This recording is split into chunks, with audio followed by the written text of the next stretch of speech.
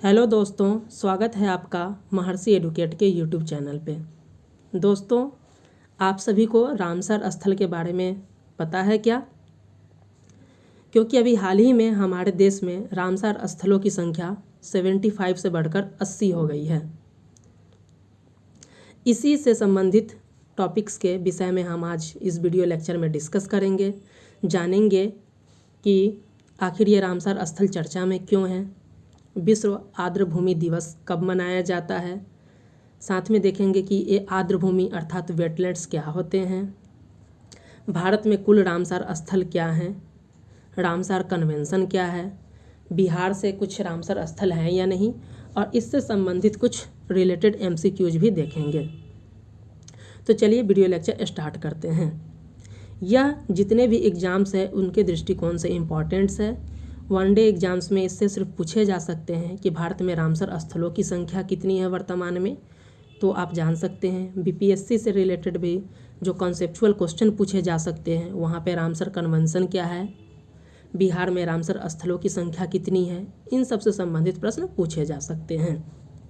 सबसे पहले हम देख लेते हैं कि आखिर यह चर्चा में क्यों है। तो यहाँ पे बताया जा रहा है कि केंद्रीय पर्यावरण, वन और जलवायु परिवर्तन मंत्री ने बताया है कि वर्ल्ड वेटलैंड डे, जो कि 2 फरवरी को मनाया जाता है, उसकी पूर्व संध्या पे हमारे देश के 5 और वेटलैंड्स को रामसर स्थल में शामिल कर लिया गया है। यहाँ पे आप देख सकते हैं लिखा है कि भारत ने 5 और वेटलैंड्स को नामित करके रामसर साइट, जो अंतर्राष्ट्रीय महत्व के वेटलैंड्स होते हैं, की संख्या 75 से बढ़ाकर 80 कर दी है। तो आप यहाँ ध्यान रखेंगे कि कितनी होगी ये संख्या, 75 से बढ़कर 80 हो गई है। अर्थात इससे पहले हमारे देश में कुल रामसर स्थल जो थे वो 75 थे और 5 और बढ़ोतरी की गई है और वर्तमान में इसकी संख्या 80 हो गई है। रामसर साइट्स जो होते हैं वो अंतर्राष्ट्रीय महत्व के वेटलैंड्स को इसमें शामिल किया जाता है। तो हमने देख लिया कि चर्चा में क्यों था। देख लेते हैं कि इनमें जो जोड़े गए हैं 5 रामसर स्थल, इनमें से देखा जाए तो 3 जो है वो कर्नाटक के हैं और 2 तमिलनाडु में अवस्थित हैं। यहाँ पे आप देख सकते हैं दिया गया है ये कि इनमें से तमिलनाडु में एक है कारावती बर्ड सेंचुरी, मगदई केरे कंजर्वेशन रिजर्व कर्नाटक में है। तमिलनाडु का एक है लॉन्गवुड सोला रिजर्व फॉरेस्ट जो तमिलनाडु में है। नेक्स्ट है अंक समुद्र वर्ड कंजर्वेशन रिजर्व जो कि कर्नाटका में है, और एक है अघनाशिनी मुहाना जो कि कर्नाटका में है। तो आप यहाँ पे देख सकते हैं कि टोटल 5 वेटलैंड्स को अभी हाल में जोड़ा गया है, जिनमें से 3 जो हैं स्थल वो कर्नाटक के हैं और 2 हैं तमिलनाडु के। कर्नाटक के जो 3 स्थल हैं उनमें पहला है अंक समुद्र पक्षी संरक्षण रिजर्व, दूसरा है अघनाशिनी मुहाना और तीसरा है मगदी केरे संरक्षण रिजर्व। जबकि तमिलनाडु से 2 स्थल शामिल किए गए हैं, इनमें है कराईवेट्टी पक्षी अभयारण्य और दूसरा है लॉन्गवुड सोला रिजर्व। तो इन 5 को मिलाकर अब देश में कुल 80 रामसर स्थल हो गए हैं। तो ये आप याद रखिएगा कि आपसे पूछे जा सकते हैं कि वर्तमान में कितने हैं। तो ये फरवरी 2024 तक के डाटा के अनुसार देश में कुल रामसर स्थल जो है वो 80 है, जो कि अंतर्राष्ट्रीय महत्व के वेटलैंड्स होते हैं। इसमें बताया जा रहा है कि इन 5 आर्द्रभूमि को जोड़ने के बाद अगर देखा जाए तो भारत में कुल क्षेत्र जो रामसर साइट्स के अंतर्गत आते हैं वह बढ़कर हो गया है 1.33 मिलियन हेक्टेयर। और इसमें कितनी वृद्धि की गई है ये 5 को शामिल करने के बाद, तो लगभग 5523.87 हेक्टेयर की वृद्धि हुई है। तो ये इसे आप याद रखेंगे कि 5 स्थल शामिल किए गए हैं, जबकि हेक्टेयर में कितनी वृद्धि हुई है, तो 5523.87 हेक्टेयर की वृद्धि हुई है। ये यहाँ पे उसके बारे में बताया गया है कि अंक समुद्र संरक्षण रिजर्व कहाँ पे, कर्नाटक में। तो आपसे लोकेशन वाइज भी पूछे जा सकते हैं कि कौन से रामसर स्थल किस राज्य में अवस्थित हैं। दूसरा आप देख सकते हैं अघनाशिनी मुहाना कर्नाटक में है। तीसरा जो है मगदी केरे संरक्षण रिजर्व जो कर्नाटक का है। कराईवेट्टी और लॉन्गवुड सोला रिजर्व ये तमिलनाडु राज्य में अवस्थित हैं। तो ये 5 आप ध्यान रखेंगे। नेक्स्ट अब इनके बारे में डिटेल से हम लोग डिस्कस कर लेते हैं कि अंक समुद्र पक्षी संरक्षण रिजर्व कर्नाटका में है और यह बताया जा रहा है कि यह एक मानव निर्मित ग्रामीण सिंचाई टैंक है, यानी कि ये मानव निर्मित है और इसका काम इससे क्या किया, सिंचाई का कार्य किया जाता है, जो बहुत पहले बनाया गया था। यह लगभग 98.76 हेक्टेयर में फैला हुआ है और यह पारिस्थितिकी रूप से महत्वपूर्ण आर्द्र भूमि है जो जैव विविधता से समृद्ध है। तो ये पॉइंट आप याद रख सकते हैं। इसमें बताया जा रहा है कि कुल पौधों की 210 प्रजातियां हैं, स्तनधारी की 8 प्रजाति, सरीसृप की 25 प्रजातियां और पक्षियों की 240 प्रजातियां, मछलियों की 41 और मेंढक की 3 प्रजातियां इसमें शामिल हैं। ये सिर्फ लोकेशन आप जरूर याद रखेंगे कि अंक समुद्र पक्षी संरक्षण रिजर्व कर्नाटक में है और यह एक मानव निर्मित ग्रामीण सिंचाई टैंक है। इससे ज़्यादा डिटेल्स में जानने की ज़रूरत नहीं है। नेक्स्ट जो दूसरा है हमारा अघनाशिनी मुहाना कर्नाटक। यह बताया जा रहा है, जो इम्पॉर्टेंट पॉइंट है यहाँ पे, ये अघनाशिनी नदी और अरब सागर के संगम पे बना है। तो आपसे पूछा जा सकता है कि अघनाशिनी मुहाना कहाँ है, तो ये अघनाशिनी नदी और अरब सागर के तट पे बना है। इसका पानी जो खारा है और बाढ़ और कटाव के जोखिम के में सहायता प्रदान करता है। इसमें मछली पकड़ना, कृषि, झींगा जलीय कृषि, इन सब को भी इसमें बढ़ावा दिया जाता है। नेक्स्ट, ये सब इम्पॉर्टेंट पॉइंट्स नहीं है, तो आप सिर्फ अघनाशिनी मुहाना कर्नाटक में है और अरब सागर पे इसका मुहाना बनता है, इस पॉइंट को आप याद रखेंगे। नेक्स्ट है हमारा मगदी केरे कंजर्वेशन रिजर्व, जो कि कर्नाटक में है और यह भी एक मानव निर्मित आर्द्र भूमि है। ये याद रखिएगा कि ये मानव निर्मित आर्द्र भूमि है और इसका निर्माण किस लिए किया गया था, तो सिंचाई के लिए। इसका उद्देश्य था वर्षा जल को संग्रहित करना ताकि सिंचाई का कार्य किया जा सके। नेक्स्ट यहाँ बताया जाए कि इसमें पक्षियों की 166 से अधिक प्रजातियां हैं, जिनमें 130 प्रवासी हैं।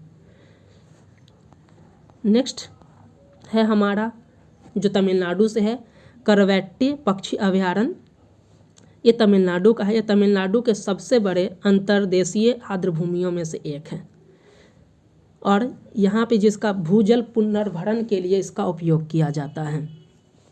इसका उपयोग है ग्रामीण द्वारा धान, गन्ना, कपास, मक्का और लाल चने की खेती के लिए सिंचाई के लिए जल उपलब्ध कराया जाता है। यह बताया जा रहा है कि कावेरी वेट्टी तमिलनाडु राज्य में जल पक्षियों के सबसे बड़े समूह में से एक है। लगभग यहाँ पे देखा जाए तो पक्षियों की 198 प्रजातियाँ यहाँ पे देखी गई हैं। तो ये सब पॉइंट इंपॉर्टेंट नहीं है। नेक्स्ट है हमारा लॉन्गवुड सोला रिजर्व फॉरेस्ट, जो तमिलनाडु में है। सोला शब्द सोलाई से लिया गया, जिसका अर्थ होता है उष्ण कटिबंधीय वर्षा वन। तो आपसे पूछा जा सकता है कि लॉन्गवुड सोला रिजर्व फॉरेस्ट कैसा वन है, तो उष्ण कटिबंधीय वर्षा वन है जो कि तमिलनाडु के नीलगिरी, अनामलाई, पलनी पहाड़ी, कलाकुंड, इन सब जगहों में पाए जाते हैं। ये पॉइंट इंपॉर्टेंट, इसमें बताया जा रहा है पश्चिमी घाट की 26 स्थानिक प्रजातियां इनमें निवास करती हैं, जिनमें से 14 इन आर्द्र भूमि में पाई जाती हैं। तो हमने अभी तक ये डिस्कस किया कि रामसार स्थल में जो भारत के 5 स्थल शामिल किए गए हैं, जिनके बाद इसकी संख्या बढ़कर 80 हो गई, इन 5 को हमने डिटेल्स में देखा। अब हम देख लेते हैं विश्व आर्द्र भूमि दिवस, वर्ल्ड वेटलैंड्स डे, ये कब मनाया जाता है। तो सबसे पहले बता देते हैं कि 2 फरवरी को प्रत्येक वर्ष जो है हमारा वर्ल्ड वेटलैंड्स डे, विश्व आर्द्र भूमि दिवस या विश्व नम भूमि दिवस मनाया जाता है।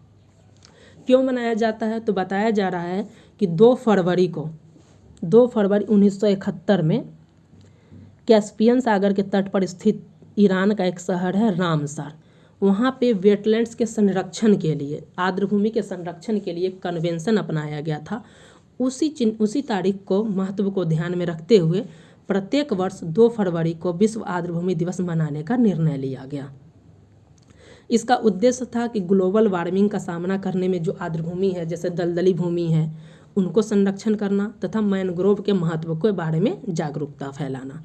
तो आप याद रखेंगे कि विश्व आर्द्र भूमि दिवस 2 फरवरी को मनाया जाता है। क्यों मनाया जाता है, क्योंकि 2 फरवरी 1971 को ही रामसार में वेटलैंड्स के लिए एक संरक्षण पे कन्वेंशन लाया गया था।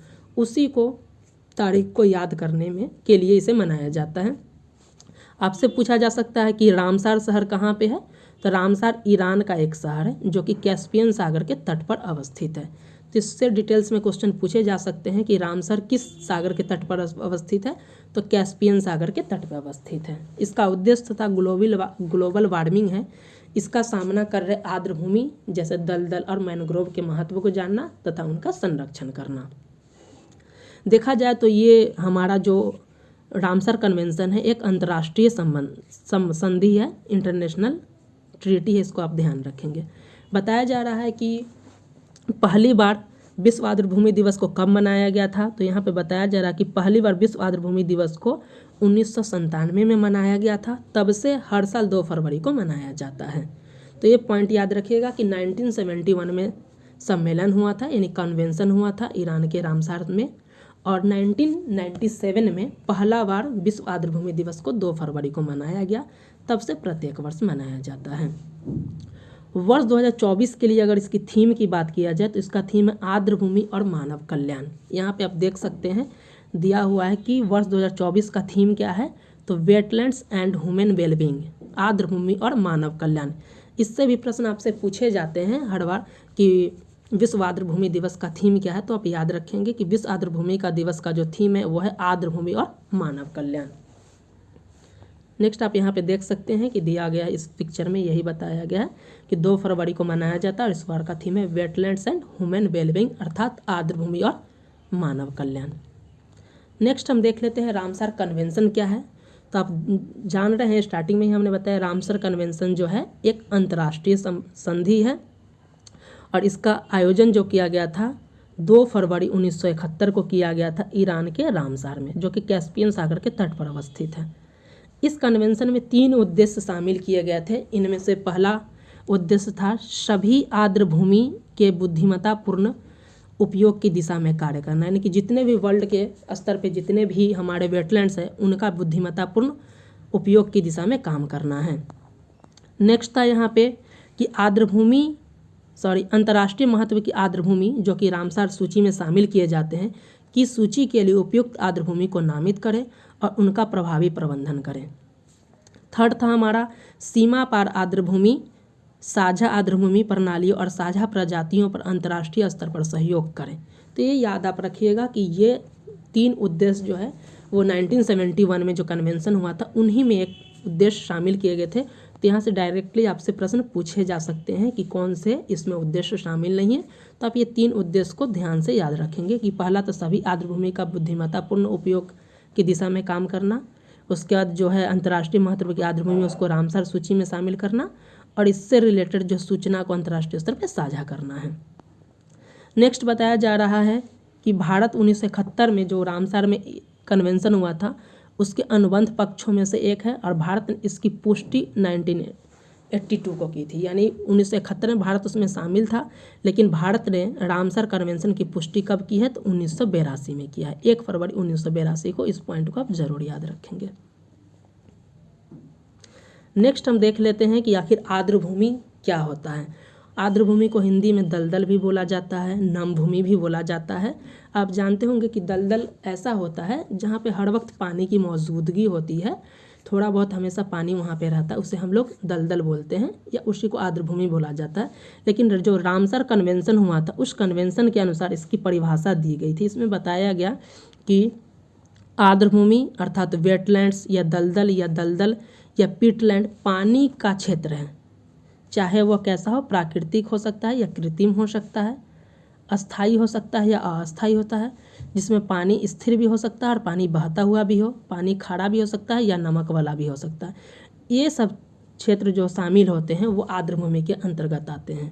साथ ही इसकी गहराई जो होता है 6 मीटर से अधिक नहीं हो। तो पहला नंबर रामसर कन्वेंशन के अनुसार क्या बताया गया कि वेटलैंड्स या दलदल भूमि किसे कहते हैं, तो बोला जा रहा है यह आर्टिफिशियल भी हो सकता है और नेचुरल भी हो सकता है, यानी प्राकृतिक और कृत्रिम दोनों हो सकता है, अस्थाई या अस्थाई भी हो सकता है। यहाँ पे पानी स्थिर हो या पानी बहता हुआ भी हो सकता है, पानी यहाँ का ताज़ा भी हो सकता है, खारा भी हो सकता है, लेकिन इसकी गहराई जो होता है वो 6 मीटर से अधिक नहीं होनी चाहिए। तो ये आर्द्र भूमि कहलाता है, ये रामसर कन्वेंशन की परिभाषा के अनुसार है।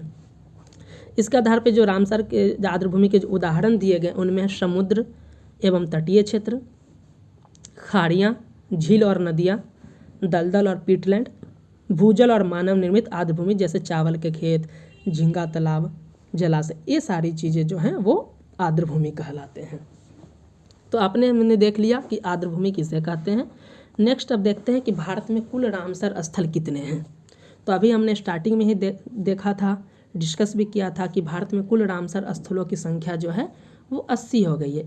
क्योंकि वर्ष 2024 में 2 फरवरी को अभी हाल ही में कल 5 और जोड़ दिया गया है, तो इसकी संख्या बढ़कर 80 हो गई है। तो डिटेल्स में देख लेते हैं कि इसकी संख्या क्या है।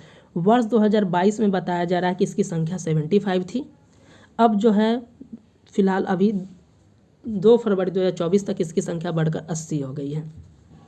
इसमें बताया जा रहा है कि पिछले 10 वर्ष में रामसर साइटों की संख्या 26 से बढ़कर 80 हो गई है और लास्ट 3 वर्ष में इसमें 38 शामिल हुए हैं। 80 में से लास्ट 3 वर्ष में जो है 38 को शामिल किया गया है। अब पता है कि वर्ष 2024 यानी 2 फरवरी को वर्ल्ड वेटलैंड्स डे मनाया जाता है। इसी के आधार पे भारत में राष्ट्रीय वेटलैंड्स डे कार्यक्रम का आयोजन किया जा रहा है। कहाँ पे? इंदौर में। इंदौर में एक रामसर साइट है सिरपुर, वहीं पे राष्ट्रीय विश्व वेटलैंड दिवस कार्यक्रम का आयोजन किया जा रहा है, जिसमें रामसर कन्वेंशन की महासचिव हैं मुशोंडा मुम्बा, ये इसमें शामिल हो रही हैं। तो ये बहुत इंपॉर्टेंट है। आपसे पूछा जा सकता है कि राष्ट्रीय विश्व वेटलैंड दिवस 2024 कार्यक्रम का आयोजन भारत में कहाँ किया जा रहा है? तो इंदौर, मध्य प्रदेश के शहर है इंदौर में किया जा रहा है और यहाँ पे सिरपुर रामसर स्थल है, वहाँ पे किया जा रहा है और इसमें शामिल हो रहे हैं रामसर कन्वेंशन के महासचिव मुशोंडा मुम्बा। तो ये इम्पॉर्टेंट पॉइंट्स हो जाता है। नेक्स्ट अब देख लेते हैं हम कि भारत का पहला रामसर स्थल कौन है। अभी तक हमने देखा कि भारत में कुल रामसर स्थल है 80। अब हम देख लेते हैं कि भारत का पहला रामसर स्थल कौन सा है। तो आप देख सकते हैं कि भारत का पहला रामसर स्थल था चिल्का झील। यहाँ चिल्का लिखा गया है, ये चिल्का लेक है, उड़ीसा में है, तो ये याद रखिएगा। चिल्का झील जो है उड़ीसा में है और भारत का पहला रामसर स्थल है। यहाँ पे आप देख सकते हैं चिल्का होगा, चिल्का झील। तो भारत का पहला रामसर स्थल है चिल्का झील। यहाँ पे बताया जा रहा है कि उड़ीसा में चिल्का झील और राजस्थान का केवलादेव राष्ट्रीय उद्यान को भारत में पहले रामसर स्थलों के रूप में मान्यता दी गई थी। भारत में कुल रामसर स्थल है, आपको पता ही है 80। अब इन 80 में सबसे ज़्यादा कहाँ पे है? तो सबसे ज़्यादा है रामसर स्थल है वो तमिलनाडु में है, कुल 16 रामसर स्थल है। जबकि दूसरे नंबर पे है उत्तर प्रदेश, जहाँ पे 10 रामसर स्थल हैं। तो आपसे पूछे जा सकते हैं कि सर्वाधिक रामसर स्थल वाले भारतीय राज्य कौन सा है? तो तमिलनाडु है। यहाँ पे कुल रामसर स्थलों की संख्या 16 है, जबकि दूसरे स्थान पे उत्तर प्रदेश, यहाँ पे रामसर स्थलों की संख्या है 10। अब हम बिहार से संबंधित देख लेते हैं, क्या बिहार में कुछ रामसर स्थल हैं या नहीं। तो यहाँ पे बताया जा रहा है कि बिहार में से एक रामसर स्थल, यानी कि देश भर में कुल 80 रामसर स्थल है, जिनमें से एक बिहार में है और यह बिहार में जो रामसर स्थल है उसका नाम है बेगूसराय का ये कांवर झील। वर्ष 2020 में, नवंबर 2020 में देश का 39वां रामसर स्थल था बेगूसराय का कांवर झील। इसे कंवर ताल के भी नाम से जाना जाता है। तो यह जो है भारत का 39वां, जबकि बिहार का पहला रामसर स्थल है। इस पॉइंट को आप याद रखिएगा कि कुल 80 में से बिहार से एक ही शामिल है, बेगूसराय का कांवर झील। अब हम कांवर ताल झील के बारे में डिटेल से डिस्कस कर लेते हैं कि कांवर ताल झील कहाँ पे है। तो ये बिहार के बेगूसराय ज़िले में है।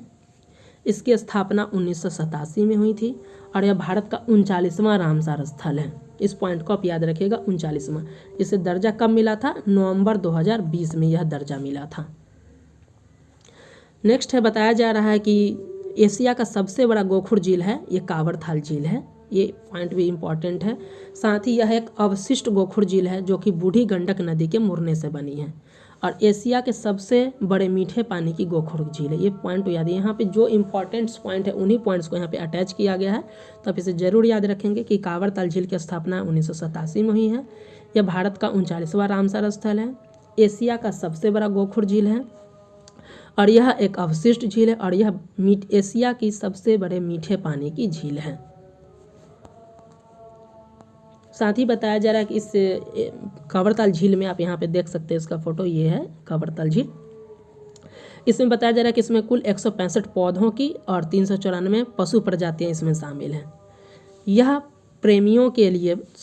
पक्षी प्रेमियों के लिए स्वर्ग के समान स्थान है। कांवर का मीठे पानी का झील है।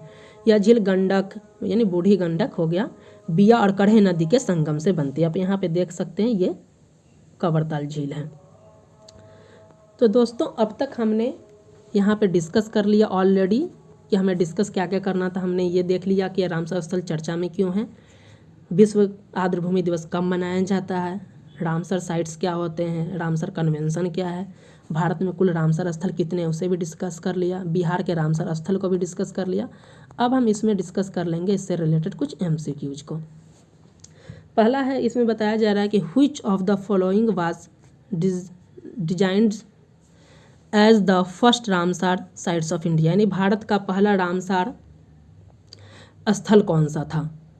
यहाँ पे है पहला ऑप्शन है चिल्का झील, दूसरा है कवरताल लेक, तीसरा है अनूप झील और चौथा है हमारा भीतरकनिका लेक। तो यहाँ पे हमने स्टार्टिंग में ही डिस्कस कर लिया है कि भारत का पहला जो रामसर स्थल है वो है चिल्का झील जो कि उड़ीसा में है। तो यहाँ पे बताया जा रहा है कि भारत का पहला जो रामसर स्थल है जो डेजिग्नेटेड किया गया था वो है हमारा चिल्का झील पे। नेक्स्ट है इसमें प्रश्न नंबर दूसरा हमारा कि बिहार का पहला रामसर साइट यानी बिहार का पहला रामसर स्थल कौन सा है। पहला ऑप्शन है यहाँ कवरताल झील, दूसरा है गोगाभील झील, तीसरा है अनुपम झील और चौथा है मुचलिंडा झील।